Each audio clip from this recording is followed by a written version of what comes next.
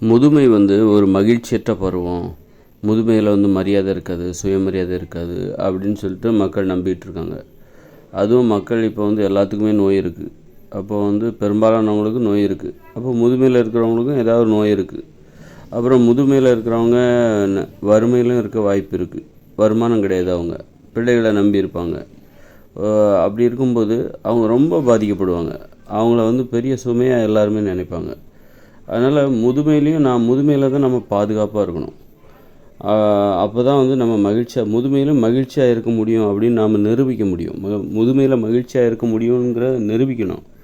அப்போ தான் முதுமை பற்றின அச்சம் வந்து மக்களுக்கு போகும். முதுமை வந்து பிறருக்கு சுமையான பருவம், மகிழ்ச்சியற்ற பருவம். அப்புறம் இன்னொன்று, முதுமையில் தனிமையாக இருக்கிறது. கணவன் மனைவி இல்லாமல் மனைவி இறந்துருவாங்க அல்லது கணவன் இறந்துருவாங்க. இந்த நிலையில் அவங்க வந்து ஒரு 60 வயசுக்கு மேலெல்லாம் வந்து ரொம்ப தனிமையாகவே வாழ்க்கையை கடந்து போயிட்டே இருப்பாங்க. ரொம்ப வெறுமையாக இருக்கும் அவங்களுக்கு. அப்போது இந்த மாதிரியான ஒரு சூழல்லாம் முதுமையானவர்களுக்கு ஏற்படக்கூடாது. எல்லா வயதுலேயும் துணை இழந்தவர்களுக்கு திருமணம் செஞ்சு வைக்கணும். முதுமையிலும் மகிழ்ச்சியாக வாழ வைக்கணும், வாழ முடியும் அப்படின்னு நிரூபிக்கிற மாதிரி. அப்போ தான் முதுமை பற்றி நிரூபிக்கிற மாதிரி நம்முடைய வாழ்க்கை முறை இருக்கணும். முதுமையில் கூட எந்த ஒரு வயசுலேயும் தனியாகவே இருக்கக்கூடாது.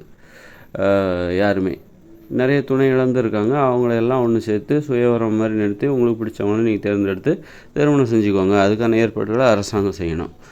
அப்படி இருக்கும்போது அப்படியெல்லாம் இருந்தால் தான் அந்த வகையில் ஒரு முதுமையில் இருக்கிறவங்களுக்கும் அவங்க யாராவது தனியாக இருந்தாங்கன்னா அவங்களுக்கான துணையை ஏற்படுத்தி கொடுக்கணும். அந்த வயசில் யாராவது தனியாக இருக்காங்களா? கண்டிப்பாக நிறைய பேர் தனியாக இருப்பாங்க. முதுமையில் தான் நிறைய பேர் தனியாக இருக்காங்க.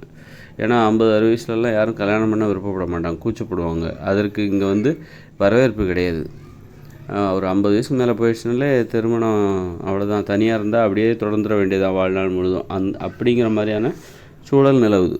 ஆனால் அன்பிற்கான இயக்கம், ஒரு துணைக்கான தேவை, அன்புக்கான இயக்கம் அது எல்லா வயசுலேயுமே இருக்குது. அன்பு என்பது எல்லா வயசுக்குமே தேவையாக இருக்குது. ஒரு அரவணைப்பு, ஒரு ஆண் பெண் துணை என்பது எல்லா வயசுலையுமே தேவை இருக்குது. அதனால் வந்து முதுமையை வந்து பற்றி நாம் ஏன் அச்சப்படுறோம் அப்படின்னா, இந்த மாதிரி தான் நம்ம முதுமையில் வந்து ஒரு துணை இல்லாமல் இருக்கிறத நம்ம வந்து அதற்கான சூழலை நாம் தான் ஏற்படுத்தணும்.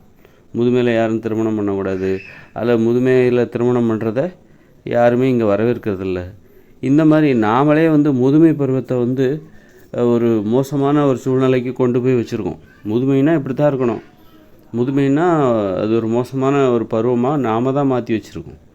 அதனால் அப்புறம் நாமளே ஏற்படுத்திட்டு, அதாவது முதுமையில் தனியாக இருக்கிறவங்கள யாரும் கல்யாணம் பண்ணக்கூடாது, அது வந்து குடும்பத்துக்கு ஆகாத அசிங்கம், நீ ஏன் இந்த வயசில் போய் எதுக்கு கல்யாணம் பண்ணிகிட்ருக்க, இப்படியெல்லாம் ஒரு முதுமையில் பொண்டாட்டி இழந்தவங்க, புருஷன் இழந்தவங்கள வந்து அவங்கள பற்றி நம்ம கவலைப்பட மாட்டோம். அவ்வளோதான் அவன் தலைவிதி, இனிமேல் ஆகிற வரைக்கும் தனியாகவே வாழ்ந்துரு அப்படின்னு சொல்லிடுவாங்க.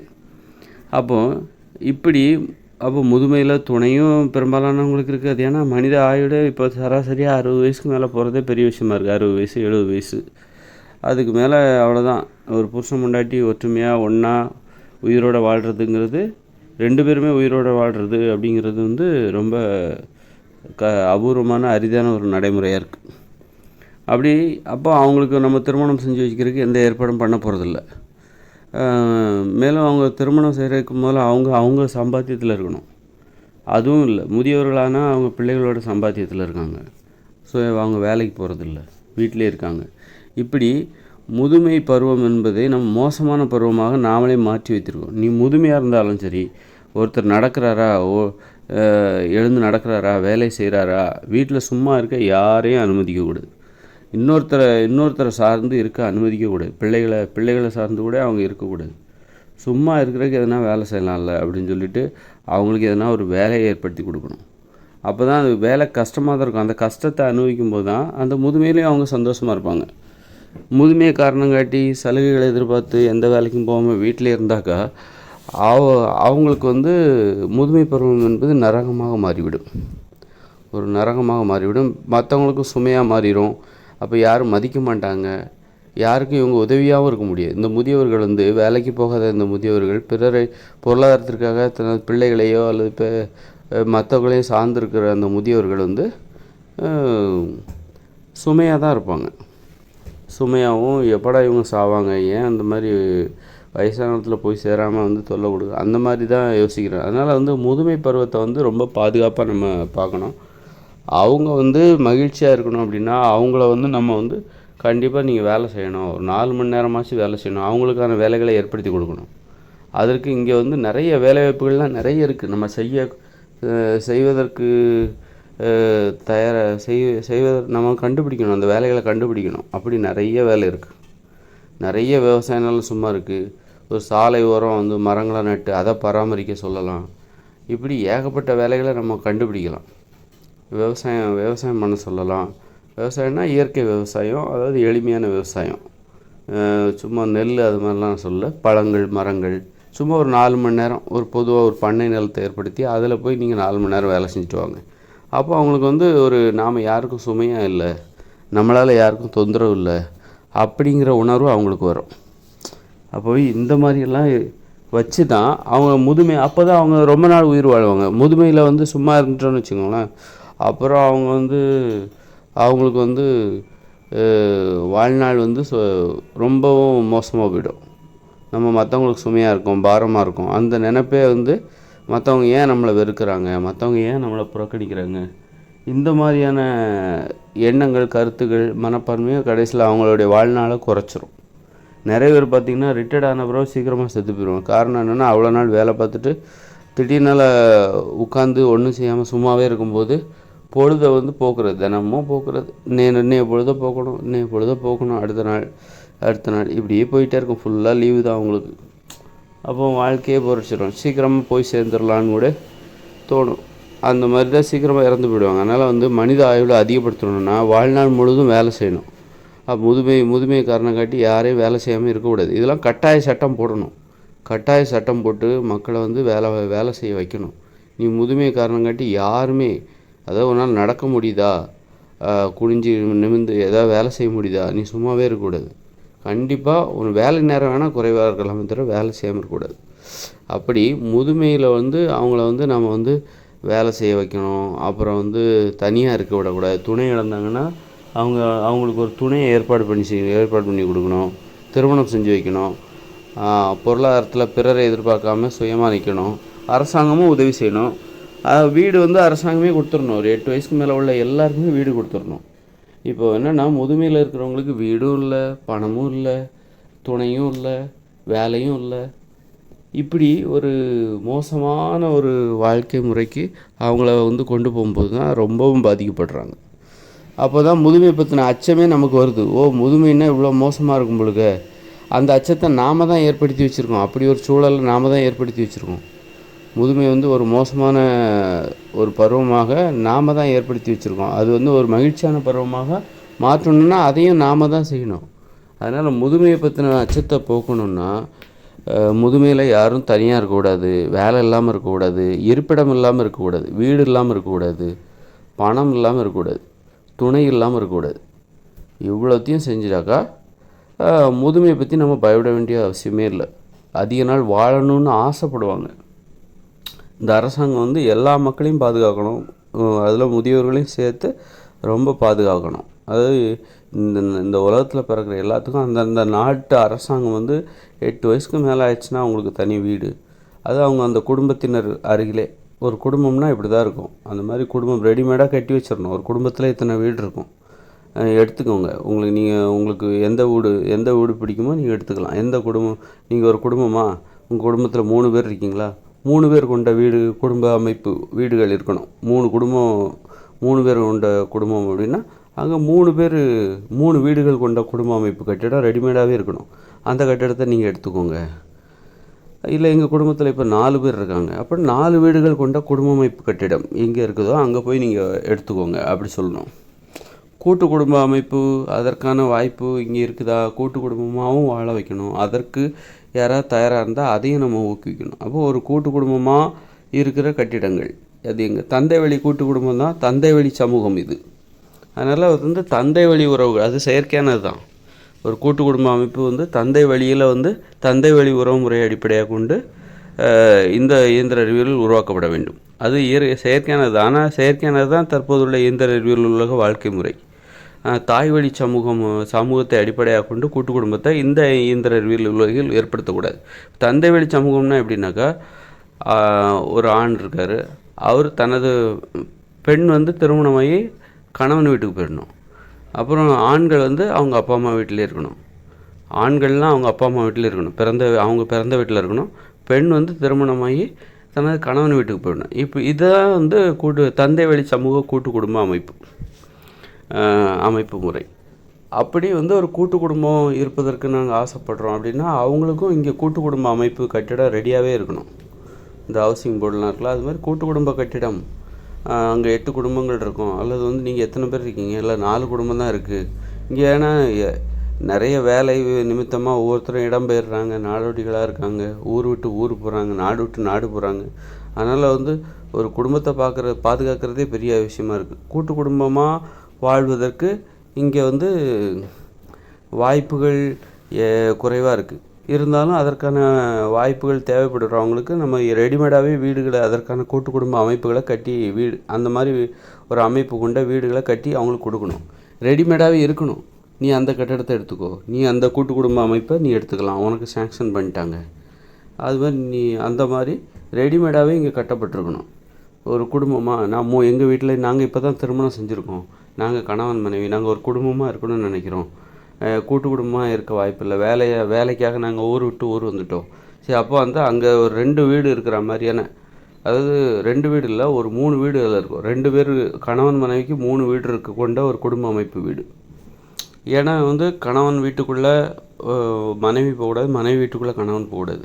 அங்கே அந்த கணவனும் மனைவியும் அந்த தாம்பத்திய உறவு, உடல் உறவு இதெல்லாம் வச்சுக்கணுன்னா அங்கே காதல் வீடுன்னு ஒரு வீடு இருக்கும் அந்த குடும்ப அமைப்பிலே. அங்கே போயிட்டு அவங்க தங்களுடைய உடல் உறவு, தாம்பத்திய உறவு 2 பேரும் ஒன்றா சேர்ந்து இருக்கிற அது அந்த வீட்டில் ஒரு குடும்ப அமைப்பு. குடும்ப அமைப்புங்கிறது ஒரு அங்கே ஒரு 2 பேர் இருக்கிற வீடு, 3 பேர் இருக்கிற வீடு, 4 பேர் இருக்கிற வீடு, 4 பேர் இருக்கிற குடும்பம் அப்படின்னு சொல்லிட்டு ரெடிமேடாகவே நம்ம ஏற்படுத்தி வச்சுருக்கணும். அந்த மாதிரி இந்த மாதிரி நம்ம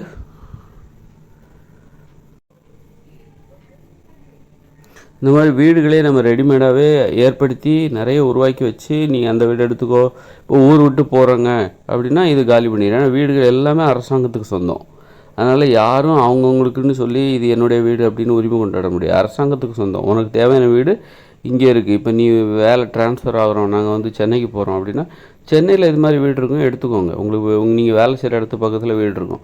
இல்லைங்க நான் ட்ரான்ஸ்ஃபர் இப்போ நாங்கள் மதுரைக்கு போகிறோம், நாங்கள் போய் எங்கள் கணவன் மனைவி குடும்பமாக போயிட்டு நாங்கள் மதுரைக்கு போகலான் இருக்கோம் அப்படின்னா, மதுரையில் இது மாதிரி வீடுகள்லாம் இருக்கும்.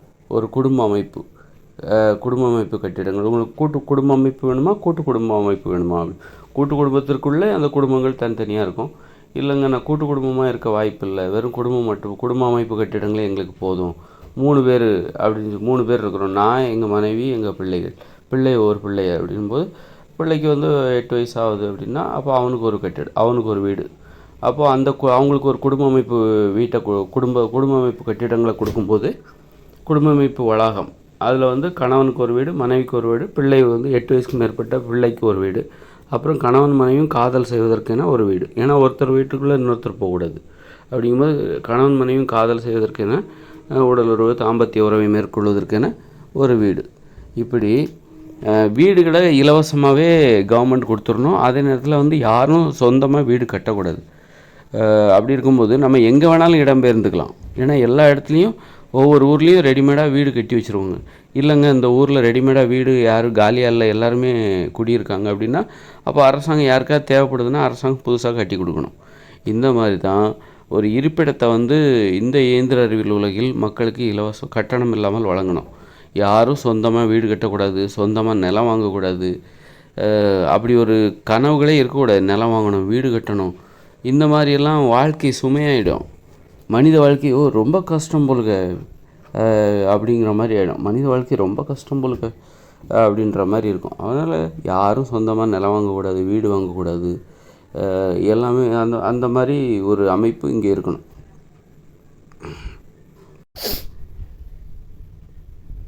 அது மாதிரி யாரும் ஒரு தொழில் நிறுவனத்தை ஏற்படுத்தக்கூடாது. அதாவது அரசாங்கம் தான் தொழில் நிறுவனத்தின் உரிமையாளர் யாருன்னா அரசாங்கம் தான். அதில் வந்து வேலை பார்க்குற அத்தனை பேரும் அந்த நிறுவனத்தின் முதலீட்டில் பங்கெடுக்கணும். அரசாங்கமும் ஒரு பங்குதாரராக இருப்பாங்க. அரசாங்கமும் ஒரு பங்குதாரர்னால் என்னென்னா அந்த நிறுவனத்தின் பங்குதாரர். நிறுவனத்துக்கு முதலீடு தேவை, மேற்கொண்டு அந்த நிறுவனத்தை மேலும் வளர்ச்சியடைய செய்யணும். அதற்கு அந்த பங்கு வந்து நிறுவனத்தின் பங்கு தான் அரசாங்கத்தின் பங்கு. அது மாதிரி அதுக்கு ஒரு பங்குதாரர், ஒரு 50% பங்கு என்பது நிறுவனத்தின் பங்கு. ஒரு நிறுவனத்தின் 100% பங்கில் 50% பங்கை வந்து அந்த நிறுவனத்தின் பங்காக மாற்றிடணும். மீதி 50% பங்கை வந்து அந்த நிறுவனத்தில் வேலை செய்கிற அனைவரும் பொறுப்பேற்க வேண்டும். ஒரு நிறுவனத்துக்கு 10 லட்ச ரூபா தேவைப்படுது. 5 லட்ச ரூபா முதலீடு வந்து அரசாங்கமே அந்த நிறுவனத்துக்கு கொடுத்துரும். மீதி 5 லட்ச ரூபா முதலீடை அங்கே வேலை பார்க்குற ஒரு 50 பேர் வேலை பார்க்குறாங்களா, அந்த 5 லட்ச ரூபாயை அந்த 50 பேரும் பங்கெடுத்துக்கணும். ஒவ்வொருத்தரும் 10,000 நீ முதலீடு போடு. நீ இந்த நிறுவனத்துக்கு வேலை பார்க்க வரியா, இங்கே வந்து உன்னுடைய பங்கு வந்து 10,000 அல்லது உன்னுடைய கல்வி தகுதிக்கும் திறமைக்கும் தகுந்த மாதிரி உன்னுடைய பங்கு வந்து கூடும். எல்லாருமே 10,000 அங்கே வாட்ச்மேன் இருப்பார், மேனேஜர் இருப்பார், எல்லாருக்குமே 10,000 தான் முதலீடு. அப்போ எல்லாருமே ஒரே மாதிரியான லாபத்தை தான் பெறுவாங்களா? அப்படி கிடையாது. ஏன்னா ஒவ்வொருத்தரும் திறமை இருக்குது. ஒரு மேனேஜர் அதிகமான திறமையோடு இருப்பார், அப்போ அவருக்கு அதிகமான லாபம் வேணும். ஒரு வாட்ச்மேன் வந்து அவர் குறைவான திறமை, அப்போ அவருக்கு குறைவான லாபம் தான் கொடுக்கணும். அப்போது அவங்க கல்வி தகுதி, திறமை, இந்த ரெண்டையும் அடிப்படையாக வச்சுட்டு ஒரு மேனேஜராக அவர் வந்து நிறுவனத்தின் முதலீட்டில் வந்து 20,000 ரூபாய் போடணும். அப்போ அவருக்கு லாபம் அதிகமாக கிடைக்கும். ஒரு வாட்ச்மேனாக அவருக்கு வந்து இந்த நிறுவனத்தின் முதலீட்டில் வந்து 5,000 தான் கொடுக்க முடியும், கொடுப்பதற்கு உரிமை இருக்குது. அப்போ அதுக்கு தகுந்த மாதிரி அவருக்கு லாபம் வந்து குறையுது. அப்புறம் ஒரு கிளர்க் இருக்கார், அவர் கொஞ்சம் இன்னும் வாட்ச்மேனோட கொஞ்சம் பெரிய ஆள், அப்போ பெரிய போஸ்ட்டில் இருக்கிறார். அப்போ அவருடைய கல்வி தகுதியும் திறமையும் வாட்ச்மேனோட கொஞ்சம் அதிகமாக இருக்கிறதுனால அவருக்கு அந்த நிறுவனத்தில் முதலீடு செய்யும்போது அவருக்கு வந்து நீ ஒரு 10,000 ரூபாய் முதலீடு செய்யலாம்ப்பா, உன்னுடைய தகுதிக்கும் உன்னுடைய கல்வி தகுதிக்கும் உன்னுடைய திறமைக்கு நீ 10,000 முதலீடு. அப்போ அதற்கு தகுந்தாற் போன்று அவருக்கு வந்து லாபம் இன்னும் கொஞ்சம் அதிகமாக கிடைக்கும், வாட்ச்மேன் கிடைக்கிறத விட அதிகமாக கிடைக்கும். ஆக இப்படி வந்து பண்ணும்போது அரசாங்கம் தான் எந்த ஒரு நிறுவனமாக இருக்கட்டும், கடையாக இருக்கட்டும், தொழிற்சாலையாக இருக்கட்டும், எந்த இதுவும் யாரும் தனியாக ஒருத்தர் வந்து நான் வந்து தனியாக சுயதொழில் பண்ண போகிறேன் அப்படின்ட்டு எதுவுமே இருக்கக்கூடாது. எந்த ஒரு கடையாக இருக்கட்டும், எல்லாருமே அரசாங்க ஊழியர்களாக இருக்கணும். எல்லாருமே அரசாங்க ஊழியர்கள் அப்படிங்கிற மாதிரி. அப்போ தான் இந்த பொது உடைமை நடைமுறை. அப்போது ஒரு நிறுவனத்தின் பங்கு, லாபத்தில் பங்கு அப்படின்ற மாதிரி ஒரு ஏற்பாடு இருக்கணும். அரசாங்கத்தின் எல்லாருமே அரசாங்க ஊழியருங்கும்போது அவங்களுக்கு வந்து ஒரு பாதுகாப்பு கிடைக்கும். ஒரு அரசாங்க ஊழியர்கள் வந்து மற்ற தனியார் ஊழியர்களை விட ரொம்ப பாதுகாப்பை உணர்வாங்க. தங்களுடைய வேலையில் வந்து ஒரு எதிர்காலத்தை வந்து ரொம்ப பாதுகாக்கப்பட்டவர்களாக அவங்க பார்த்துப்பாங்க. அரசாங்கம் வந்து அவங்கள அப்படி பார்த்துப்பாங்க. ஒரு தனியார் வேலையில் எப்போவுமே ஒரு பயம் இருக்கும், ஒரு சுதந்திரம் இருக்காது, ஒரு ப்ரெஷர், மன அழுத்தம், எப்போவும் ஒரு அடிமை போலவே இருக்கும். நம்ம நம்முடைய தனிப்பட்ட வாழ்க்கையில் நம்ம வந்து ஒரு மகிழ்ச்சியாக இருப்பதற்கு அங்கே ரொம்ப வாய்ப்பு. எப்போவும் அந்த தனியார் நிறுவனத்தின் வளர்ச்சிக்காகவே நம்ம நேர்ந்து விட்ட மாதிரியே இருக்கும். மற்றபடி ஆக வந்து அவங்களுக்கு வந்து ஒரு பாதுகாப்பாகவே உணர முடியாது. எப்போவும் ஒரு மன அழுத்தம் இருக்கும். அங்கே வந்து அமைதியாகவே இருக்க முடியாது. ஒரு தனியார் நிறுவனத்தில் வேலை பார்க்கிறவர்களால் அமைதியாகவே இருக்க முடியாது. அவருடைய மனமும் சரி, அவருடைய வாழ்க்கையும் சரி அமைதியாகவே இருக்காது. ஆனால் அரசு ஊழியர்கள் வந்து அமைதியாக இருப்பாங்க, பாதுகாப்பாக இருப்பாங்க, மகிழ்ச்சியாகவும் இருப்பாங்க, சுதந்திரமாக இருப்பாங்க, அதே நேரத்தில் கடமையும் செய்வாங்க. இந்த உரிமைகள்லாம் ஒரு தொழிலாளர்களுக்கான உரிமைகள் எங்கே வந்து அதிகமாக கிடைக்கும் அப்படின்னா அரசாங்க ஊழியர்களுக்கு தான் அதிகமாக கிடைக்கும். தனியார் ஊழியர்களுக்கு அவங்களுடைய தொழிலாளர்களுக்கான அந்த உரிமைகள் வந்து நிறைய மறுக்கப்படும். ரொம்ப அச்சுறுத்தலோடு தான் அவங்க வேலை செஞ்சிட்ருப்பாங்க. அதனால் எல்லாருக்குமே ஒரு அரசு ஊழியர்கள் அனுபவிக்கின்ற அந்த பாதுகாப்பினை, அந்த மகிழ்ச்சியை, அந்த அமைதியை, அந்த உரிமைகளை நாம் எல்லா மக்களுக்கும் கொடுக்கணும். அதுதான் பொது உடைமை. ஒரு பாதுகாப்பை, அமைதியை எல்லா மக்களுக்கும் கொடுக்கணும். அவங்களுக்கு கிடைக்கிது, இவங்களுக்கு ஏன் கிடைக்கல அப்படின்ற மாதிரி இல்லாமல் எல்லாருமே அரசு ஊழியர்களாக மாற்றி விட வேண்டும். அப்போ நிறுவனங்கள் எல்லாமே அரசுக்கு சொந்தமாக இருந்திருக்க வேண்டும், மாற்றி விட வேண்டும் சொல்லலாம். இனிமேல் இதை மாற்ற முடியுமா அப்படின்ட்டு தெரில. ஆனால் மாற்றி இருக்கணும், அப்படி தான் நம்ம வந்திருக்கணும். இப்போ தனியார் நிறுவனங்கள்லாம் ஏற்படுத்துகிறாங்களே, அவங்களாம் என்னென்னா தனித்தனி அரசாங்கம். இந்த அரசாங்கத்துக்கு ஒவ்வொருத்தருக்கும் தனித்தனியாக நான் ஒரு ஆட்சி நடத்தணும் அப்படின்னு ஆசைப்படுவாங்கள்ல. ஒவ்வொரு தொழில் நிறுவனமும் ஒவ்வொரு முதலாளி அவரே சுயமாக முதலீடு செஞ்சு ஒரு நிறுவனத்தை உருவாக்குகிறார், ஒரு தொழிற்சாலையை உருவாக்குகிறார் அப்படின்னா அவர் ஒரு அரசாங்கத்தை உருவாக்குகிறார் என்று பொருள். அதனால் அந்த மாதிரி யாருக்கும் அந்த உரிமை கொடுக்க, அரசாங்கம்னா அது பொதுவானது தான், அது அரசாங்கம் தான். மற்றபடி யாரும் இந்த மாதிரி தனியாக ஒரு ராஜ்யத்தை ஏற்படுத்துகிற ஒரு மனப்பான்மை தான், நான் ஒரு ராஜ்யத்தை ஏற்படுத்தப்படுகிறேன், அங்கே நான் நிறைய பேத்துக்கு வேலை கொடுக்க போகிறேன் அப்படின்ற மாதிரி இது மாதிரியான போக்கை அனுமதித்திருக்கக்கூடாது. நிறுவனங்கள் எல்லாமே அரசுடைமையாக இருக்க வேண்டும். சொந்தமாக நிலம் வாங்கக்கூடாது. அதுவே ஒரு தனியாக ஒரு அரசமைப்பை உருவாக்குகிற மனநிலை தான். சொந்தமாக நிலம் வாங்கி குவிக்கிறது, சொந்தமாக சொந்த சம்பாத்தியத்தில் வீடு கட்டுறது, இது எல்லாமே என்னென்னா சுயதொழில், ஒரு தொழில் நிறுவனத்தை உருவாக்குவது, தொழிற்சாலையை உருவாக்குவது. இன்றைக்கி பார்க்குறோம்ல, ஒரு அம்பானியாக இருக்கட்டும் அல்லது அதானியாக இருக்கட்டும், டாட்டா, பிர்லா, அப்புறம் பில்கேட்ஸ், இவங்கெல்லாம் அரசாங்கத்தையே உருவாக்குறாங்க. ஒரு புதிய அரசாங்கத்தையே அவங்க உருவாக்குறாங்க. அந்த மனநிலை தான். அது எல்லா மக்களுக்குமே இருக்குது. சொந்தமாக நீங்கள் நிலம் வாங்குறீங்க, அப்போ நீங்கள் ஒரு அரசாங்கத்தை உருவாக்கணும்னு நினைக்கிறீங்க. இங்கே ஒரு அரசாங்கம் இருக்குது, ஆனால் அதே மாதிரி நீங்கள் ஒரு அரசாங்கத்தை நிறுவனம்னு நினைக்கிறீங்க. நீங்கள் 4 பேருக்கு வேலை கொடுக்கணும், 4 பேருக்கு சம்பளம் கொடுக்கணும், அவங்க வாழ்வதற்கு நீங்கள் காரணமாக இருக்கணும் அப்படிங்கிற அந்த நோக்கத்துடன் நீங்கள் ஒரு தொழிற்சாலையை உருவாக்குறீங்க, தொழில் நிறுவனத்தை உருவாக்குறீங்க. ஆக இதுக்கெல்லாம் அனுமதி கொடுக்கவே கூடாது. அப்படி கொடுக்கும்போது என்ன ஆகுதுன்னா, ஒவ்வொருடைய வாழ்க்கை கடினமாக மாறுவதற்கு அது காரணமாக இருக்குது. இப்போ சுயதொழில் செய்கிறாங்க, ஒரு கடையை உருவாக்குறாங்க, ஒரு தொழிற்சாலையை உருவாக்குறாங்க. அப்போ அவங்களுடைய வாழ்க்கை கடினமாக மாறுகிறது. அப்படி யாரையும் கடினமாக வாழ்வதற்கு அனுமதிக்கக்கூடாது. இந்த அரசாங்கம் தான் இங்கே மற்றவர்களுக்கு வேலை கொடுக்கணுமே தவிர யாரும் வேறு யாரும் வேலை கொடுக்கக்கூடாது. நிலம் வாங்கக்கூடாது, யாரும் நிலத்தை வாங்கக்கூடாது. நிலம் அரசுக்கு சொந்தமாக இருக்க வேண்டும். வீடு எல்லாமே அரசுக்கு சொந்தமாக இருக்க வேண்டும். தொழிற்சாலைகள், தொழில் நிறுவனங்கள் எல்லாமே அரசுக்கு சொந்தமாக இருக்கணும். எல்லா மக்களும் அரசு ஊழியர்களாக இருக்க வேண்டும். அதுதான் ஒரு நியாயம், எல்லாருக்கும் பொதுவான ஒரு நியாயம், எல்லாருக்கும் பொதுவான அதுதான் பொது உடைமை. ஒரு அரசு ஊழியர்களுக்கான ஒரு வசதி வாய்ப்புகள், சலுகைகள், உரிமைகள், பாதுகாப்பு, அமைதி, மகிழ்ச்சி, இது எல்லாத்தையும் அனைவருக்கும் கொடுக்கணும், அனைத்து மக்களுக்கும் கொடுக்கணும். அதுதான் பொது உடைமை நடைமுறையின் அடிப்படை. ஆக இப்படிப்பட்ட வாழ்க்கை முறையில் ஒரு முதியவர், எந்த ஒரு பருவமாக இருக்கட்டும், குழந்தை பருவமாக இருக்கட்டும், முதியவர்களாக இருக்கட்டும், எல்லா மக்களையும் பாதுகாக்கணும், அரவணைத்து பாதுகாக்கணும். நம்மகிட்ட எவ்வளோ வசதி வாய்ப்புகள், தொழில்நுட்பம் இதெல்லாம் இருந்தால் கூட நம்மளால் யாரையும் பாதுகாக்க முடியல. எல்லாம் அந்த தனி உடைமை நடைமுறை தான் காரணம். தனியார் மயமாகிறது தான் காரணம். எல்லாம் அரசு மயமாக இருக்க வேண்டும். எல்லாமே இங்கே அரசு மயமாக இருக்க வேண்டும்.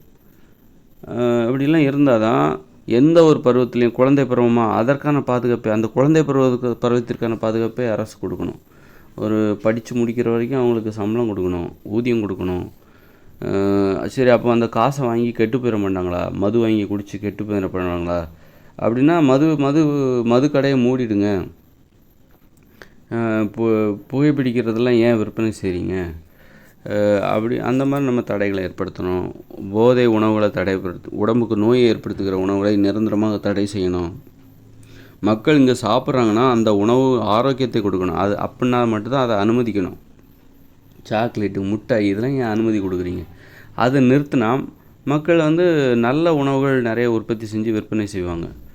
கடலை மிட்டாய், எள்ளு மிட்டாய், இந்த மாதிரி நல்ல உணவுகள் விற்பனை செய்வாங்க. அதை வாங்கி சாப்பிட போகிறாங்க.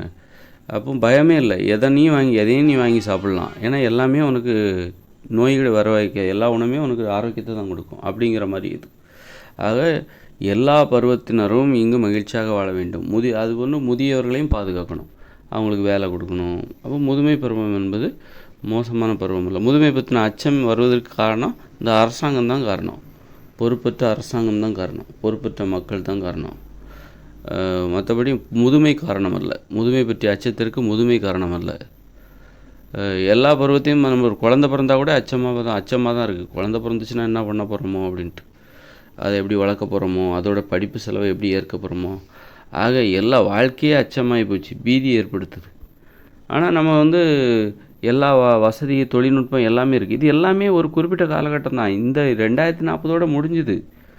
நீ இது இன்னும் 1000 வருஷம் மனித வாழ்க்கை இப்படி தான் இருக்க போகுதுன்னெலாம் கிடையாது. மனித வாழ்க்கைங்கிறது இந்த மாதிரி காங்கிரீட் கட்டடத்தில் தான் அவங்க வாழ போகிறாங்க. காரு, பஸ்ஸு, ஏரோப்ளேனு, வேற்றுக்கிரகம் இப்படி தான் வாழ போகிறாங்க. டிவி, சினிமா இது தான் மனித வாழ்க்கை, இப்படித்தான் அவங்க வாழ்வாங்க அப்படின்னு ஒன்றும் கிடையவே கிடையாது. இன்னும் 20 வருஷம்தான், இன்னும் 17 வருஷம்தான். இப்போ 2023, இன்னும் 17 வருஷத்தில் இந்த இயந்திர அறிவியல் உலகம் முடிய போகுது. நீ இந்த அப்போ அதுக்குள்ளே நீ இந்த மக்களுக்கு என்ன செய்யணுமோ அதை நீ செய்ய.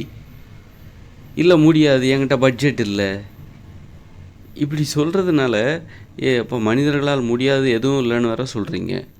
ஒன்றால் அப்படி மனித உயிர்களால் முடியாது எதுவும் இல்லைன்னா அப்போ நீங்கள் சாதித்து காட்ட வேண்டியது பொது உடைமை நடைமுறை தான். நான் சொல்கிற விஷயங்களை தான் நீங்கள் சாதித்து காட்டணும். உங்களுக்கு அதுக்கான வாய்ப்பு 17 வருஷம்தான். நாம் இந்த மாதிரி வாழ்ந்தோம், இயந்திர அறிவியல் உலகில் நாம் வாழ்ந்தோம், இந்த மாதிரி கண்டுபிடிச்சோம், உலோகங்களை அடிப்படையாக கொண்டு இந்த மாதிரி கண்டுபிடிப்புகளை கண்டுபிடிச்சோம்.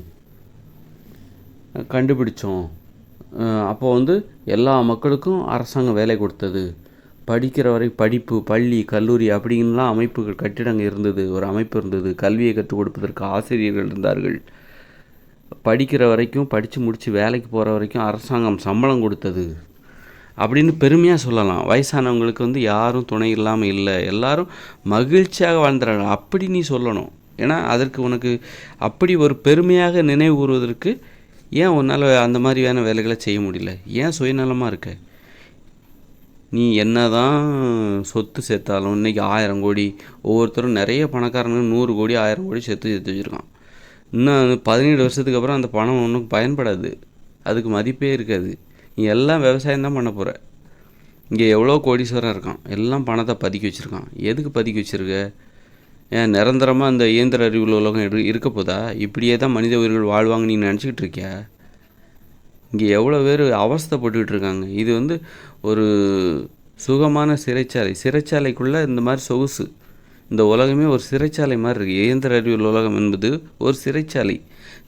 நீ பெட்டில் படுக்கிற, ஏசியில் இருக்கிற, டிவி பார்க்குறன்னா ஒரு சிறைச்சாலைக்குள்ளே தான் நீ பெட்டில் படுத்துக்கிட்டு இருக்க, சோபா செட்டில் உட்காந்துட்ருக்க. சிறைச்சாலைக்குள்ளே தான் நீ நீச்சல் குளத்தில் குளிச்சுட்டு இருக்க. சிறைச்சாலைக்குள்ளே, இயந்திர அறிவியல் உலகம் என்னும் சிறைச்சாலைக்குள்ளே இருந்து தான் நீ ஒரு டிவி பார்க்குற, சினிமா பார்க்குற. இது ஒரு சிறைச்சாலையாக இருக்குது. மக்கள் புலம்புறாங்க, ஐயோ முடியலடா சாமின்னு புலம்புறாங்க. அப்படிப்பட்ட உலகம். இதுக்கு ஆயுட்காலமே ரொம்ப கம்மி. அப்போ நீ என்ன பண்ணணுன்னா, எல்லாருக்கும் நன்மை செய்வதை சாத்தியப்படுத்த முடியுமா அதை செய். இப்போவும் நீ இன்னும் 17 வருஷம் கூட 17 வருஷம் கூட இந்த உலகத்துக்கு ஆயுள் காலம் கிடையாது. இன்னும் 2040 முடிய போகுது. அதுக்குள்ளே நீ சேர்த்து வைக்கிற, பதுக்கி வைக்கிற. அப்படியே காலகாலத்துக்கு இப்படியே தான் நம்ம வாழ போகிறோம். அரண்மனையிலே வாழ்ந்துடலாம், அப்படியே காங்கிரீட் கட்டிடத்துலேயே வாழ்ந்துடலாம், காரு பஸ்லேயே போயிட்டுருக்கலாம், யாரையாவது வேலை வாங்கி அடிமையாக ஏச்சி பொழைச்சி சந்தோஷமாக வாழ்ந்துடலான்னு நினைக்கிறியா? உன் வீட்டுக்கு வேலைக்காரங்களாம் மனுஷங்களை வேலை வைப்பியா? வீட்டு வேலை செய்கிறதுக்கு உனக்கு மனுஷங்களே வேலைக்கு வைப்பியா? எவ்வளோ ஆணவம் பாருங்கள், எவ்வளோ திமிரு பாருங்கள். உனக்கு சமைச்சு போடுறதுக்கு மனுஷங்களே சம்பளம் கொடுத்து வேலைக்கு வைக்கிற, உன் வீட்டை சுத்தம் பண்ணுறதுக்கு மனுஷங்களையே வேலைக்கு வைக்கிற. எவ்வளோ மோசமான நடைமுறை பாருங்கள். அப்போது எதை செய்யணுமோ அதை செய்யாமல் எதெல்லாம் செய்யக்கூடாதோ அதெல்லாம் செஞ்சிட்ருக்காங்க. அவங்க நினச்சிட்ருக்காங்க அப்படியே 1000 வருஷத்துக்கு ஒவ்வொருத்தரும் பெரிய சாதனைகள்லாம் செஞ்சுட்டு என் சாதனை இன்னும் 1000 வருஷத்துக்கு போற்றி பாராட்டப்படும். என்னை இந்த 1000 வருஷம், இன்னும் 1000 வருஷத்துக்கு இந்த உலகம் பாராட்டணும். எங்களுக்கெல்லாம் வேறு வேலை இல்லையாண்ணா? மக்களுக்கு வேறு வேலை இல்லை? உங்களுக்காக நான் இந்த இயந்திர அறிவியல் உலகிலே நாங்கள் உட்காந்துட்ருப்போமா? நாங்கள்லாம் பாதிப்பு, நீங்கள் சொகுசாக ஏச்சி பொழைச்சி அடிமைத்தனத்துலேருந்து நிறைய சொகுசாக வாழ்ந்துட்டுருப்பீங்க. நாங்கள் உங்களுக்கு அடிமைகளாக இருந்து 1000 வருஷத்துக்கு உங்களுக்கு இது பண்ணுவோமா? நான் காலை பிடிச்சி விட்டுட்ருப்போமாண்ணா? போதும் அப்படின்ற மாதிரி தான் இந்த உலக வாழ்க்கையில். நீ ஆசைப்படலாம், இன்னும் 1000 வருஷத்துக்கு நாம் இதே மாதிரி இன்னும் 7 தலைமுறைக்கு சொத்து சேர்க்கலாம். எல்லாருமா சேர்க்குறாங்க? எல்லாருக்குமா அது இருக்குது? நிறைய பேர்த்துக்கு அது கிடையாது. சாப்பாட்டுக்கே கஷ்டப்படுறவங்க நிறைய பேர் இருக்காங்க. நல்ல உணவு இல்லை, வாடகை வீட்டில் இருக்காங்க. நீ 1000 வருஷத்துக்கு 7 தலைமுறைக்கு சொத்து சேர்த்துட்ட. அந்த சொத்தை 7 தலைமுறைக்கு அனுபவிக்கிறதுக்காக நாங்கள் 7 தலைமுறைக்கும் வாடகை வீட்டில் இருப்போம்? வீடு இல்லாமல் வாடகை வீட்டில் இருப்போம்? நாங்கள் நல்ல உணவு சாப்பிடாம 7 தலைமுறைக்காக உனக்காக நாங்கள் காத்திருப்போமா? அப்போ எங்களுடைய கோபம் என்னென்னா, நீ வசதியாக இருக்க, ஆனால் எங்களை மாதிரியான ஆட்கள் வசதியாக இல்லையே.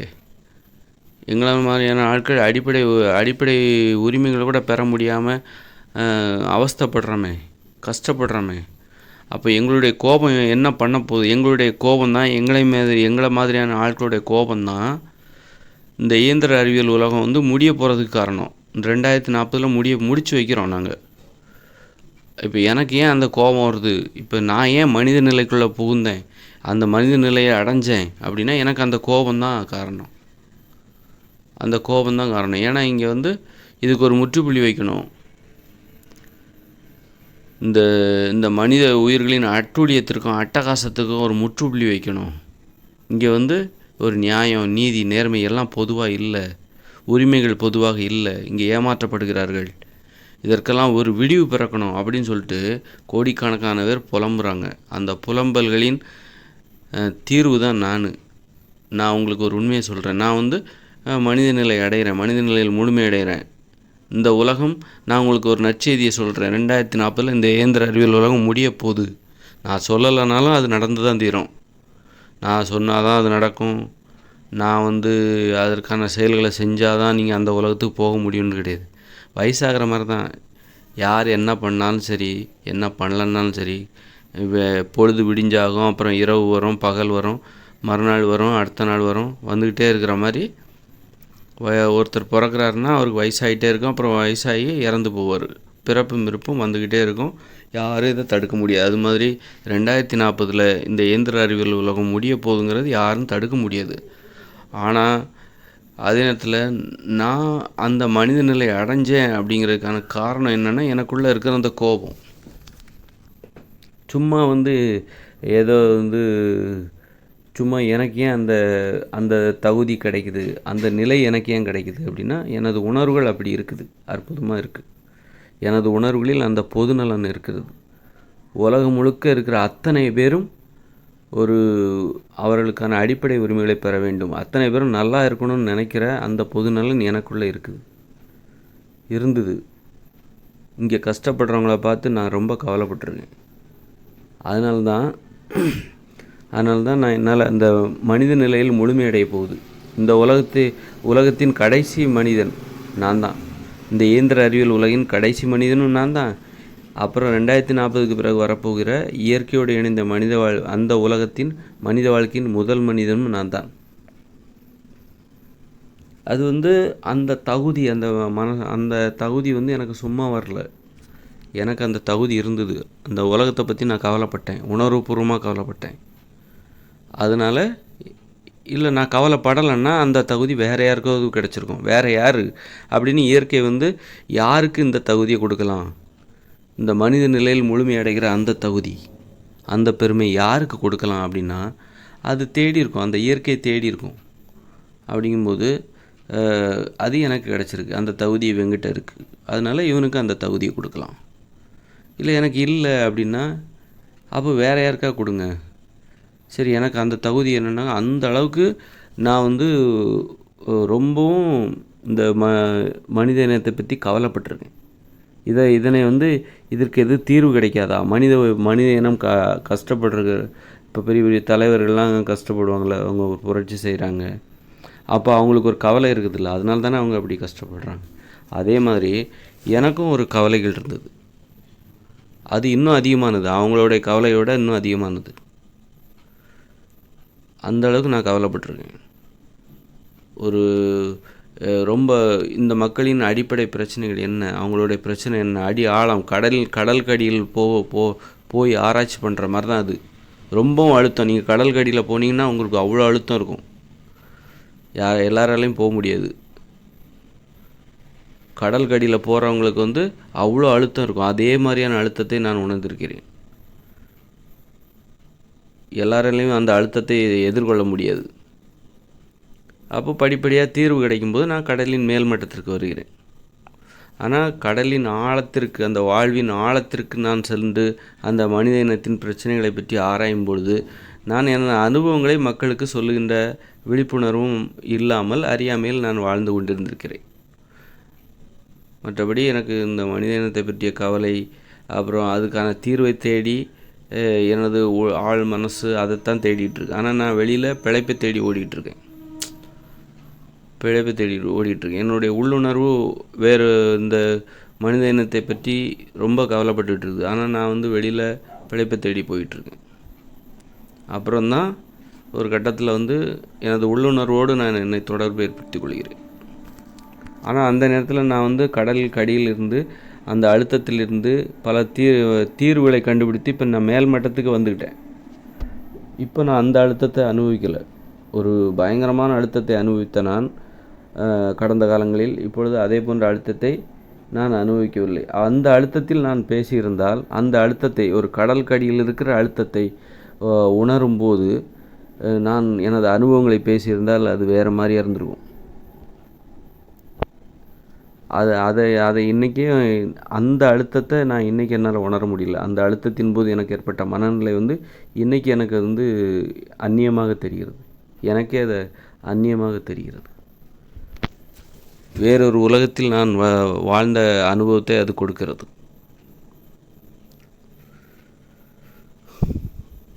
அதனால்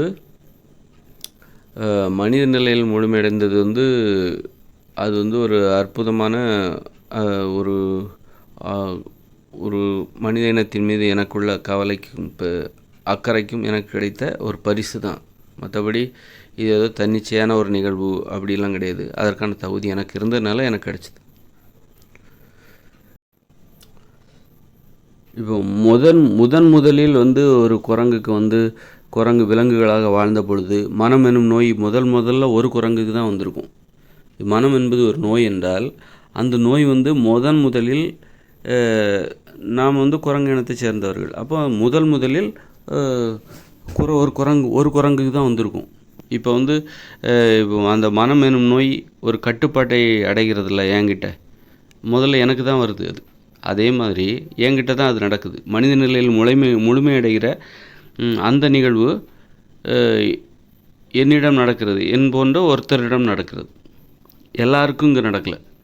இனிமே தான் அது எல்லாருக்கும் நடக்கும். இனிமேல் பிறக்கிறவங்கக்கிட்ட அந்த முழுமை நிலை இயல்பாக பிறக்கும் போதே அவங்களுக்கு அது வரும். அது மாதிரி மனித நிலையில் முழுமையடைகிற அந்த நிகழ்வு ஒரு என்னிடம் நடந்தது போன்று, நான் என்கிற ஒரு தனி நபரிடம் நடந்தது போன்று மனம் என்பது ஒரு நோய் என்பதால் அது நம்ம குரங்குகளாக விலங்குகளாக வாழ்ந்து கொண்டிருந்த போது முதல்ல ஒரு குரங்குக்கு தான் வந்திருக்கும். முதல்ல ஒரு குரங்குக்கு தான் வந்திருக்கும். அப்போ அந்த குரங்குக்கு ஏன் வந்தது, அந்த மனம் எனும் நோய் ஏன் வந்தது அப்படின்னா அதுக்கும் ஒரு தகுதி இருந்திருக்கணும். அதுக்கு சக குரங்குகள் படுகிற துன்பங்கள் பற்றி கவலைப்பட்டிருக்க வேண்டும். அப்போ குரங்குகளுக்கு என்ன கஷ்டம் இருந்திருக்கும்? அன்றைக்கும் நமக்கு நிறைய கஷ்டம் இருந்துச்சு. என்ன கஷ்டம்னாக்கா, ஒரு வேற்று சிங்கம் புலி கரடிகளால் நம்ம வேட்டையாடப்படுவது, அது எவ்வளோ பெரிய துன்பம் நிறைந்தது பாருங்கள். நம்ம இயற்கையோடு காடுகளில் வாழ்ந்திருப்போம். அப்போல்லாம் நாம் விலங்குகள், மனித உயிர்கள் அல்ல. மனம் எனும் நோய் ஏற்பட்டதால் தான் நாம் மனித உயிர்கள். அப்போ நாம் விலங்குகளாக குரங்குகளாக வாழ்ந்து கொண்டிருந்தோம். அப்போது ஒரு குரங்குக்கு மனம் எனும் நோய் புதிதாக ஏற்படுகிறது. இப்போ ஒரு கொரோனானா அந்த வைரஸ் முதல்ல யாருக்கு தாக்கிச்சின்னு சொல்கிறாங்கல்ல, கண்டுபிடிச்சி சொல்கிறாங்கல்ல. சீனாவில் இந்த நகரத்தில் இவருக்கு தான் இந்த பெயர் கொண்ட ஒருவருக்கு தான் முதல்ல அந்த கொரோனா நோய் வந்தது அப்படின்னு சொல்கிறாங்கல்ல. அதே மாதிரி தான் எந்த ஒரு நோயாக இருந்தாலும் அது முதல்ல யாராவது ஒருத்தர்கிட்ட தான் வந்திருக்கும். அதே மாதிரி மனம் எனும் நோய் முதல்ல ஒரு குரங்குக்கு வந்திருக்கும். அது விலங்குகளாக வாழ்ந்து கொண்டிருந்தது. அந்த குரங்குக்கு ஏன் வந்ததுன்னா, அந்த குரங்குக்கு சக குரங்குகள் படுகிற துன்பங்கள், பிரச்சனைகள் அதை பற்றி ரொம்ப கவலைப்பட்டிருக்கும்.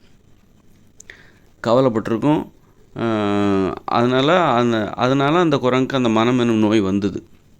அந்த குரங்குகள் வந்து அந்த குரங்குகள் படுகிற எல்லா குரங்குகளும், அதாவது மனித உயிர்களாக மாறிய நமது இனத்தைச் சேர்ந்த அனைத்து குரங்குகளும் படுகிற துன்பங்களிலிருந்து அவர்களை மீட்டெடுக்க வேண்டும் அப்படிங்கிற கவலை வந்து முதல்ல எந்த குரங்குக்கு மனம் எனும் நோய் வந்ததோ அந்த குரங்குக்கு ஏற்பட்டுச்சு. அதனால்தான் அதற்கு ஏற்பட்ட அந்த கவலை தான் இன்றைக்கி வந்து நாம் மனித நிலையில் முழுமையடைஞ்சு நாளைக்கு வந்து இயற்கையோடு இணைந்த மனித வாழ்க்கைக்குள்ளே நம்ம நுழையிறோம் அப்படின்னா அந்த குரங்குக்கு ஏற்பட்ட வெற்றி தான் இது. இப்போ எனக்கு கிடைத்த வெற்றி என்பது மனித இனத்தின் வெற்றி, அது ஒன்று. எனக்கு ஏற்பட்ட வெற்றி என்பது முதலில் எந்த ஒரு குரங்குக்கு மனம் எனும் நோய் ஏற்பட்டதோ அந்த குரங்குக்கு கிடைத்த வெற்றியாக இருக்கும். இப்போ நான் இன்றைக்கி ஒரு புதிய உலகத்தை உருவாக்குறேன் அப்படின்னா என்ன அர்த்தம்? இந்த உலகத்திலிருந்து விடுபட்டு முதல்ல எந்த உலகத்துக்கும் என்ன தீர்வுன்னு எனக்கு சொல்ல முடியும், சொல்லியிருக்கணும் நான். ஆனால் அந்த நேரத்தில் வந்து நான் சொல்வதற்கு எனக்கு வாய்ப்புகள் இல்லாத அளவுக்கு எனது கவனம் வேறு திசைகளில் அறியாமையில் திரும்பிட்டேன். இப்போ நான் வந்து அதற்கான ஒரு மனநிலையை நான் பெற்றிருக்கேன். ஆனால் காலம் கடந்து விட்டு. ஆனால் எனக்கு இந்த உலகத்திற்கு என்ன தீர்வுன்னு சொல்ல முடியும். இயந்திர அறிவியல் உலகத்திற்கு உள்ள பிரச்சனைகளுக்கு என்ன காரணம், அதற்கு என்ன தீர்வு என்று என்னால் சொல்ல முடியும். அதனால் இயந்திர அறிவியல் உலகை நான் கடக்க வேண்டுமென்றால் இங்குள்ள பிரச்சனைக்கு நீ தீர்வை சொல்லிவிட்டு போ அப்படின்னு இயற்கை சொல்லுது. இங்கே என்ன பிரச்சனை, இதுக்கு என்ன தீர்வு அப்படின்னு என்னால் சொல்ல முடியும். முதல்ல இயந்திர அறிவியல் உலகை நீ மாற்ற முடியுமா உன்னால்? அதற்கான தீர்வு உன்னிடம் இருக்கிறதா? கண்டிப்பாக என்கிட்ட இருக்குது. அந்த தீர்வை கடந்து தான் நான் புதிய உலகையை உருவாக்குறேன். ஆக இந்த உலகில் உள்ள பிரச்சனைகளை கடந்து அதற்கான தீர்வுகளை சொல்லிவிட்டு தான் அப்புறம் நான் புதிய உலகையை உருவாக்குறேன். அப்படின்னா எனக்கு இந்த மனிதர்கள், இந்த உலகில் உள்ள அத்தனை பேருடைய கஷ்டங்களையும் நான் புரிஞ்சவனாக இருந்தால் மட்டும்தான் என்னால் இந்த உலகத்தில் உள்ள பிரச்சனைக்கு தீர்வு சொல்ல முடியும், இன்னொரு உலகத்தையே உருவாக்க முடியும். நாளைக்கு வந்து இந்த மனிதர்கள் வாழ போகிறாங்கல்ல, 2040க்கு பிறகு இயற்கையோடு இணைந்த மனித வாழ்க்கை, உலகம் முழுக்க வாழ போகிறாங்கல்ல, அந்த வாழ்க்கைக்கான ஒரு தீர்வு நான் கண்டுபிடித்த அந்த உலகம். ஒரு ஊர் எப்படி இருக்கணும், ஒரு கூட்டு குடும்பம் எப்படி இருக்கணும், ஒரு தெரு எப்படி இருக்கணும், அவங்க விளைநிலங்கள் எப்படி இருக்கணும் அப்படின்னு சொல்லிட்டு நான் ஒரு வரைபடத்தை கண்டுபிடிச்சி வச்சுருக்கேனே. அப்புறம் நான் ஓவியத்தை கண்டுபிடிச்சிருக்கேன்.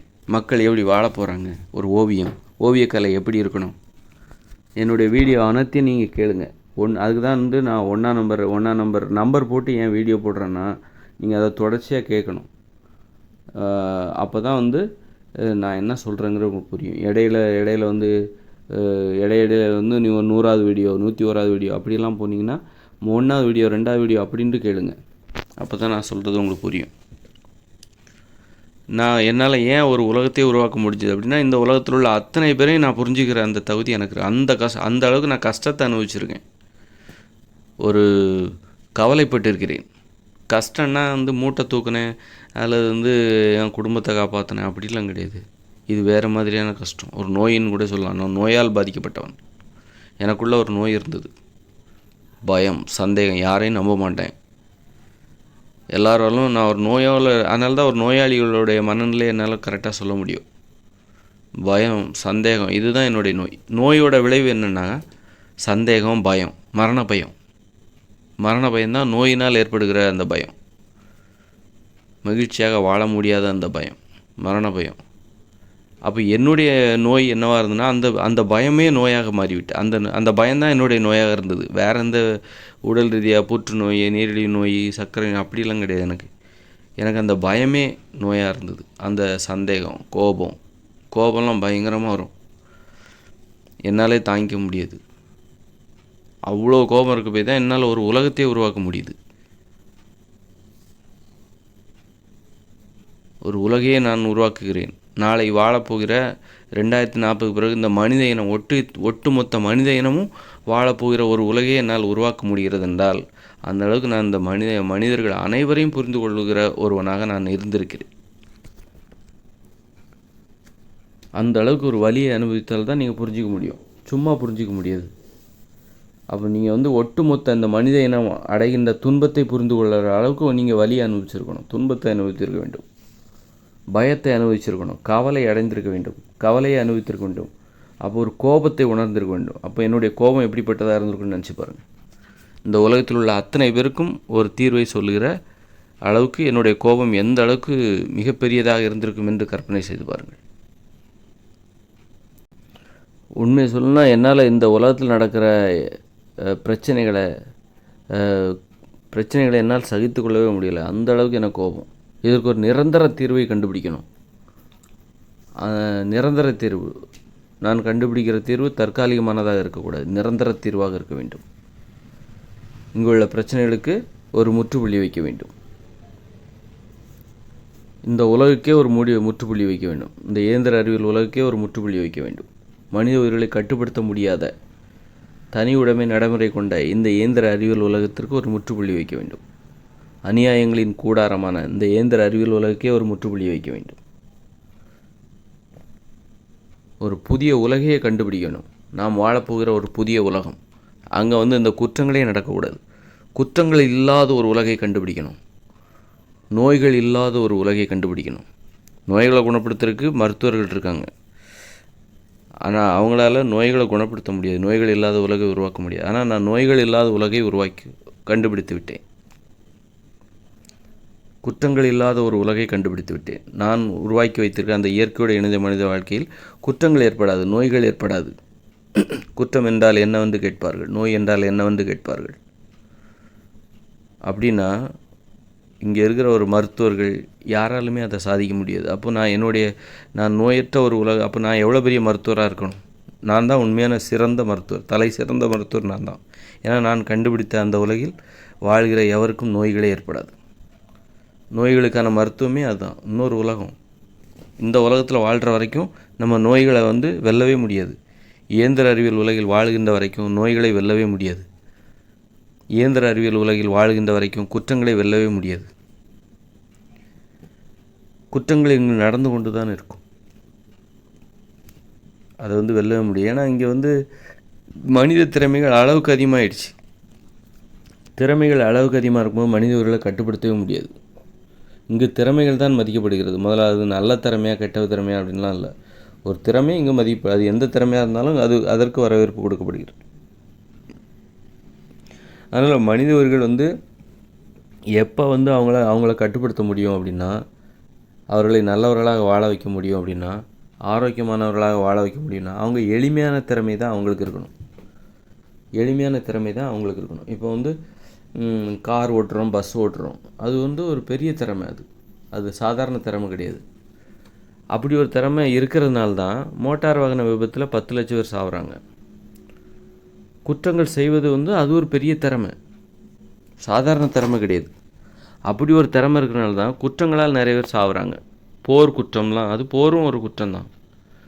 துப்பாக்கி எடுத்து அங்கீகரிக்கப்பட்ட குற்றம், அரசாங்க குற்றம் அது. அப்போது இதுக்கெல்லாம் காரணம் என்ன? அளவுக்கு அதிகமான திறமை. அப்போது மனித உயிர்களுக்கு எளிமையானவர்களாக அவங்கள மாற்றணும், எளியவர்களாக மாற்றணும்.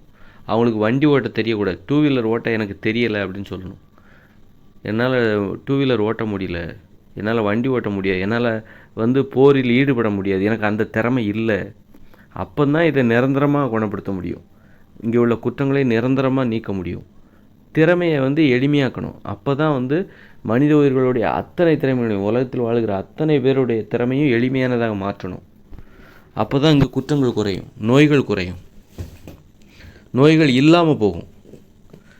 நோய்களுக்கும் அளவுக்கு அதிகமான திறமை தான் காரணம். நோய்கள் ஏன் வருது? இப்போ பரோட்டா சாப்பிட்றோம், அப்புறம் அரிசி சமைச்சு சோறு, பிரியாணி அப்படின்னு சாப்பிட்றோம். இதெல்லாம் அளவுக்கு அதிகமான திறமையால் வந்த உணவுகள். இட்லி, இதுக்கு ஒரு குண்டான் தேவை, இட்லி குண்டான் தேவை. அந்த இட்லி குண்டானை தயாரிக்கிறதுக்கு ஒரு தொழிற்சாலை தேவை. அப்புறம் அது வேக வைக்கிறதுக்கு எரிவாயு தேவை. இதெல்லாம் அளவுக்கு அதிகமான திறமையால் தான் நம்ம ஒரு இட்லி சாப்பிட்றோம். இட்லிங்கிறது சாதாரண விஷயம் கிடையாது. தோசைன்றது சாதாரண விஷயம். தோசையை சுடுவதற்கு தோசைக்கல் தேவை. தோசைக்கல்லை உருவாக்குவதற்கு ஒரு தொழிற்சாலை தேவை. அதற்குன்னு இரும்பு கடாய் தேவை. அப்புறம் இரும்புக்குன்னு இரும்பு தொழிற்சாலை தேவை. எவ்வளோ பெரிய விஷயம் தேவை. சும்மா தோசைன்னா சாதாரண விஷயம் கிடையாது. அளவுக்கு அதிகமான பிரம்மாண்டமான திறமை தேவை ஒரு தோசையை சுடுறதுக்கு. அதனால் இந்த மாதிரி அளவுக்கு அதிகமான திறமையால் தான் நம்ம இட்லி சாப்பிட்றோம், தோசை சாப்பிட்றோம். அதனால தான் நோய் வருது. பூரி சாப்பிட்றோம், பொங்கல் சாப்பிட்றோம். இன்றைக்கி அரிசியை சாப்பிட்ணுன்னா, அரிசின்னா சும்மாவா? அதுக்கு ரைஸ் மில் தேவை.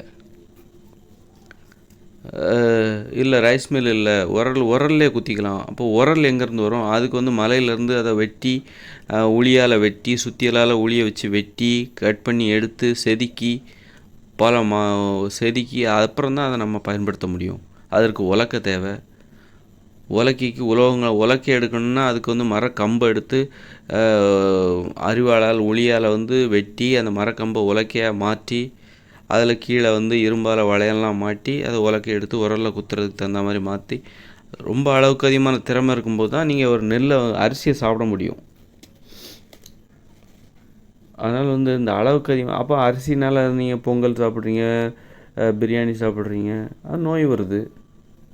அப்புறம் உப்பு கடற்கரையிலிருந்து எடுத்து போக்குவரத்து வாகனங்களில் ஏற்றப்பட்டு அது உப்புன்னு நினைக்காதீங்க. அது அளவுக்கு அதிகமான திறமையால் கிடைக்கிறது. நம்மக்கிட்ட கிடைக்குதுன்னா நாம் இன்றைக்கி சமைப்பதற்காக பயன்படுத்துகிறோன்னா அது காரணம் வந்து அளவுக்கு அதிகமான திறமை தான் காரணம். உப்பு நம்மக்கிட்ட கிடைக்குதுன்னா உப்பு அளவுக்கு அதிகமான திறமையின் அடையாளம் தான் அது. உப்பு அங்கே கடற்கரையில் உற்பத்தி செய்து இன்றைக்கி நம்ம கடையில் கொடுத்து காசு கொடுத்து வாங்குகிறோம், 10 ரூபாய்க்கு வாங்கிக்கிறோம். காரணம் அங்கே வண்டியில் ஏற்றப்பட்டு இங்கே வருது. உலகத்தில் உள்ள எங்கே போனாலும் உங்களுக்கு உப்பு கிடைக்கும். அதை கொண்டு சேர்த்துருக்காங்க. அளவுக்கு அதிகமான திறமை. மக்களுக்கு வண்டியே ஓட்ட தெரிலனா கடற்கரையில் இருக்கிற உப்பு நமக்கு கிடைக்காது. அப்போ உப்பு கலந்து நம்ம உணவு சமைச்சு சாப்பிட மாட்டோம், அப்புறம் நோய் வராது. அப்போ மனித உயிர்கள் எளிமையான திறமை உடையவர்களாக இருக்கணும். நீங்கள் பயிற்சி செய்தால் தான், பல முறை பயிற்சி செய்தால் தான் நீங்கள் ஒரு வண்டியை ஓட்ட முடியும். ஒரு மோட்டார் வண்டியை உருவாக்கவும் முடியும். அதுக்கு தான் நீங்கள் படிக்கிறீங்க 1ஆம் வகுப்பு 2ஆம் வகுப்பு. ஒரு வண்டியை ஓட்டுறதுக்கும் சரி, வண்டியை வந்து உருவாக்குறதுக்கும் சரி, அதுக்காக தான் நம்ம வந்து பள்ளிக்கூடத்துக்கும் கல்லூரிக்கும் போகிறோம். ஃபஸ்ட் ஸ்டாண்டர்ட், செகண்ட் ஸ்டாண்டர்ட், அப்புறம் காலேஜில் படிக்கிறோம். அதுக்கப்புறம் தான் தொழிற்படிப்பை படிக்கிறோம். அந்த அளவுக்கு படித்தா தான் உங்களால் ஒரு வண்டியை கண்டுபிடிக்க முடியும், வாகனத்தை ஓட்ட முடியும். அது வந்து அவ்வளோ கடினமான திறமை, அளவுக்கு அதிகமான திறமை, பிரம்மாண்டமான திறமை. அதனால தான் நமக்கு நிறைய பிரச்சனைகள், நிறைய நோய்கள். அப்போது மனித உயிர்கள் எளிமையானவர்களாக மாற்றப்பட வேண்டும்.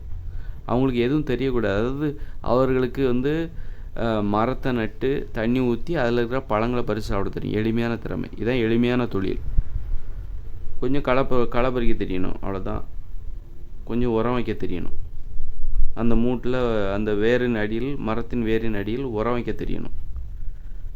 இது தான். அப்புறம் விளையாட தெரியணும், காதலிக்க தெரியணும், குடும்பத்தில் உள்ளவங்க நேசிக்க தெரியணும், தனக்கு அருகில் உள்ளவர்களை நேசிக்க தெரியணும், அன்பு செலுத்த தெரியணும், விளையாட தெரியணும். இது போதும்.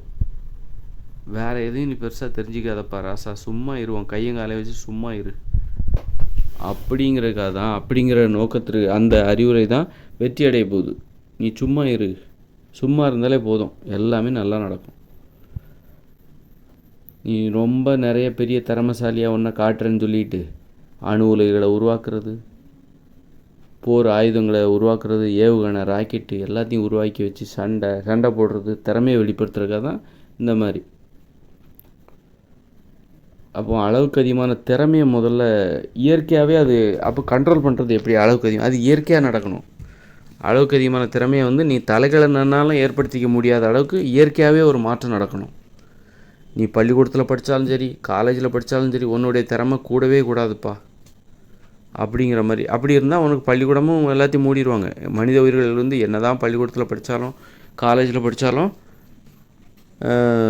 மனித உயிர்களால் திறமையானவர்களாக மாற முடியாது. அப்படி ஒரு நிலை வந்து மனித உயிர்களுக்கு இயற்கையாகவே அமைஞ்சதுன்னு வச்சுக்கோங்களேன். பள்ளிக்கூடத்தை எல்லாத்தையும் மூடிடுவாங்க, பள்ளிக்கூடத்தை உருவாக்க மாட்டாங்க. பள்ளிக்கூடத்தின் மூலமாக, கல்லூரி மூலமாக நல்லா பயிற்சி கொடுத்து அவங்கள வந்து அளவுக்கு அதிகமான திறமையுடையவர்களாக மாற்ற முடியும் அப்படிங்கிற அந்த நடைமுறை உண்மை காரணமாக தான் பள்ளிக்கூடம்லாம் உருவாக்கப்பட்டிருக்கு. அப்போது நம்ம இயற்கையாகவே மனித உயிர்கள் எளிமையாக இருக்கணும். என்ன தான் பயிற்சி கொடுத்தாலும், என்ன தான் வந்து உப்பு கலந்து சமைக்கப்பட்ட உணவுகளை சாப்பிட்டாலும் அவங்களுக்கு வந்து பேராசைகள் வரக்கூடாது.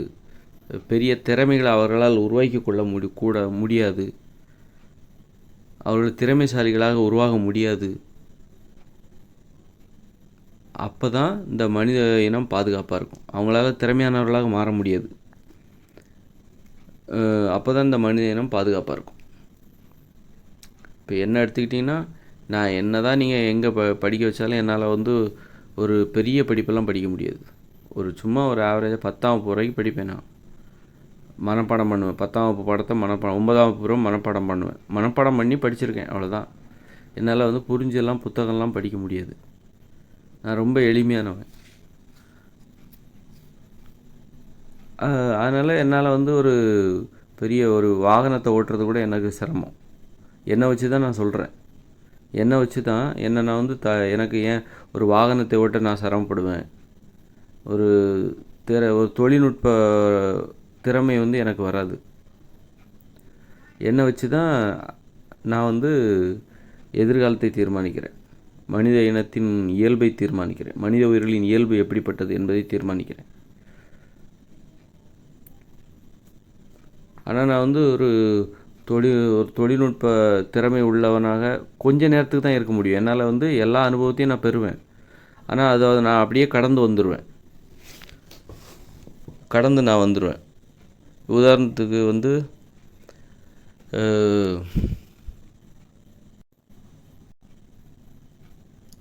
இப்போ வந்து நான் வந்து ஒரு சாதி வெறியெல்லாம் எனக்கு இருந்திருக்கு. சாதி வெறி, மதப்பற்று எல்லாமே இருந்திருக்கு. ஆனால் அதை நான் சின்ன வயசுலேயே கடந்துருவேன். எனக்கு குறுகிய காலமே போதும். மதம்னா என்ன, மதவெறின்னா என்னன்னு தெரிஞ்சுக்கிறதுக்காக நான் மதவெறியோடு இருந்திருக்கிறேன். அப்படி தான் அதுக்கு அர்த்தம். சாதின்னா என்ன, சாதி மனப்பான்மை என்ன அப்படின்னு என்னால் சொல்ல முடியும். அதை தெரிந்து கொள்வதற்காக நான் அந்த மனப்பான்மையில் இருந்திருக்கிறேன். அப்புறம் சின்ன வயசுல ஈஸியாக கடந்து வந்துடுவேன். ஆனால் என்னோடு பழகியவர்கள் இன்னும் மதப்பற்றோடு தான் இருக்கிறாங்க, சாதி பற்றோடு தான் இருக்கிறாங்க. நான் இன்றைக்கி வந்து அதை நான் சின்ன வயசுலேயே கடந்து வந்துட்டேன். எனக்கு வந்து இப்படி எல்லா அனுபவங்களையும் தெரிந்து கொள்வதற்கு கொஞ்ச காலமே போதும். அதனால் இந்த உலகத்தில் உள்ள எல்லாரை பற்றி என்னால் புரிஞ்சிக்க முடியும். எனக்கு தொழில்நுட்ப திறமை எனக்கு இல்லைன்னு நான் சொல்லாமல் இருக்கலாம். ஆனால் இல்லைன்னு இருக்கலாம், இப்போ இல்லாமல் இருக்கலாம். ஆனால் எல்லாரையும் புரிஞ்சுக்கிற அளவுக்கு நான் அந்த திறமையை நான் வந்து கொஞ்ச காலத்துக்கு நான் அனுபவிச்சிருப்பேன். அதை விட்டுட்டு வெளியே வந்துடுவேன். வெளியே வந்து கடந்து போய்கிட்டே இருப்பேன். கடந்து போய் எது உண்மையோ எது நிலையானதோ அந்த இயல்புக்குள்ளே நான் போயிடுவேன். அதனால் எல்லாரையும் என்னால் புரிஞ்சிக்க முடியும். நான் எல்லாராகவும் வாழ்ந்துருக்கிறேன்.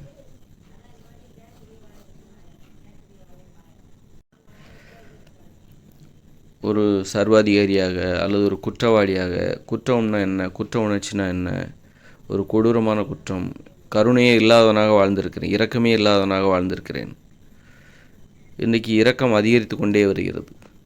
கொஞ்ச காலம்தான் கருணை இல்லாத அந்த வாழ்க்கை. அது வாழ்க்கை முழுதும் என்னால் வாழணும். சிலர் வந்து வாழ்க்கை முழுதும் அதை அப்படியே வாழ்ந்துட்டுருப்பாங்க. அதையே ஒரு பாத்திரமாக எடுத்து வாழ்ந்துட்டுருப்பாங்க. அதையே ஒரு கதாபாத்திரமாக எடுத்துக்கிட்டு வாழ்ந்துகிட்டே இருப்பாங்க. திருடனாக வாழ்ந்திருக்கிறேன், அதெல்லாம் கொஞ்ச காலம்தான். அப்படியே அடுத்தடுத்து கடந்து போயிட்டே இருக்கணும். திருடனாக வாழ்ந்திருக்கேன், ஏமாற்றவனாக வாழ்ந்திருக்கேன், ஏமாளியாக வாழ்ந்திருக்கேன், நேர்மையற்றவனாக வாழ்ந்திருக்கேன். கொஞ்ச காலம்தான். அதை பற்றி தெரிஞ்சுக்கிறதுக்கு எனக்கு கொஞ்ச நாள் போதும். சிலர் அதிலே வாழ்க்கை முழுதும் முடிச்சிருவாங்க. ஒரு மதத்தின் மீது பற்றுள்ளவனாக கொஞ்ச காலம்தான் வாழ்ந்திருக்கேன். அதை கடந்து போயிட்டே இருப்பேன். மதத்தை கடந்து போயிட்டே இருக்கிறேன். அதனால் வந்து இப்படி தான் இந்த உலகத்தை முழுவதும் என்னால் புரிஞ்சிக்க முடியுது. மற்றவங்களுக்கு ஒரு வாழ்க்கையே தேவைப்படுது. ஒரு சாதி வெறியை கடந்துவதற்கு ஒரு வாழ்க்கை முழுவதும் வாழ்ந்து கூட அவங்களால் சாதி வெறியை கடந்து வர முடியாது. ஆனால் சிறு வயதிலே நான் சாதி வெறியை கடந்து வந்து விட்டேன். சாதி என்றால் என்ன வந்து தெரியாமல் மறந்து போகிற அளவுக்கு கடந்து வந்து விட்டேன் என்று. மதம் என்றால் என்ன வந்து அதை மறந்து போகிற அளவுக்கு நான் கடந்து வந்து விட்டேன். மற்றவங்களால் வந்து வாழ்நாள் முழுவதும் முடியாத ஒரு விஷயத்தை நான் சில வருடங்களில் நான் கடந்து வந்து கொண்டே இருப்பேன். அப்படி தான் இந்த உலகம் முழுவதும் உள்ள அந்த மாதிரியான ஒரு பிரச்சனை. எதுலேயும் எனக்கு வந்து ஒரு திருப்தி இல்லை. ஒரு திருடனாக நான் இருந்திருக்கேன் அப்படின்னா அதில் எனக்கு திருப்தி இல்லை. அடுத்து வேறு என்ன இருக்குது, அதை தேடி போகிறேன். அப்படி வரும்போது ஒரு சாதி பற்றா, அதுலேயும் திருப்தி இல்லை. அதை கடந்து இது அந்தளவுக்கு நல்லா இல்லை, அதை அடுத்து அப்படி வரும்போது கடைசியில் நாம் எல்லாத்தையும் தெரிஞ்சுக்கிட்டாச்சு, இனிமேல் ஒன்றும் நமக்கு இல்லை அப்படிங்கிற அளவுக்கு. அப்போ கடைசியில் மிஞ்சுறது என்னென்னா இந்த மனித இயல்பு தான், எளிமையான திறமைகள் தான். எதுவுமே இல்லாமலும் இருக்க முடியாது. இந்த அளவுக்கு அதிகமான திறமை அது எல்லாத்தையும் தெரிஞ்சுக்கிட்டதுக்கப்புறம் கடைசியில் நம்மக்கிட்ட இருக்க போகிறது இந்த எளிமையான திறமை தான். எளிமையான திறமைக்குள்ளே நம்ம போகணும். எல்லாத்தையுமே கடந்து வர்றாங்க. நான் மட்டும் இல்லை, என்ன மாதிரி எல்லாருமே கடந்து தான் வராங்க. தலைமுறையாக கடந்து வராங்க.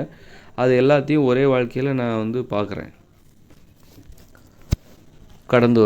ஒரே வாழ்க்கையில் வாழ்ந்து பார்க்குறேன். அதனால் எல்லாருக்கும் என்ன தேவைங்கிறத நம்ம புரிஞ்சிக்க முடியும். இந்த உலகம் என்பது இங்கே எல்லாருமே இருக்காங்க. நல்லவங்க இருக்காங்க, கெட்டவங்க இருக்காங்க, திருடங்க இருக்காங்க, கொலைகாரங்க இருக்காங்க, கொள்ளைக்காரங்க இருக்காங்க, பண்புள்ளவங்க இருக்காங்க, நாகரிகமானவங்க இருக்காங்க, ஏமாத்துறவன், ஏமாறுறவன். ஆக எல்லார் மாதிரியும் வாழ்ந்து பார்த்தாச்சு. வாழ்ந்து இந்த உலகத்திற்கு, இந்த மக்களுக்கு என்ன தீர்வு, அந்த தீர்வு கொடுக்கும்போது அது பொதுவானதாக இருக்கிறது. இந்த உலகிற்கே பொதுவானதாக, அனைத்து மக்களுக்கும் பொதுவானதாக இருக்கிறது. அனைத்து மக்களுக்கும் பொதுவானதாக இருக்கிற ஒரு தீர்வை கொடுக்கணும்னா அனைத்து மக்களாகவும் நாம் வாழ்ந்து பார்த்துருக்கணும். சும்மா நான் அன்னையிலேருந்து இன்னை வரைக்கும் ஒரே மாதிரி இருக்கேன், நல்லவனாகவும் இருக்கேன் அப்படின்னா எனக்கு அந்த மாதிரி ஒரு தீர்வை கொடுக்க முடியாது.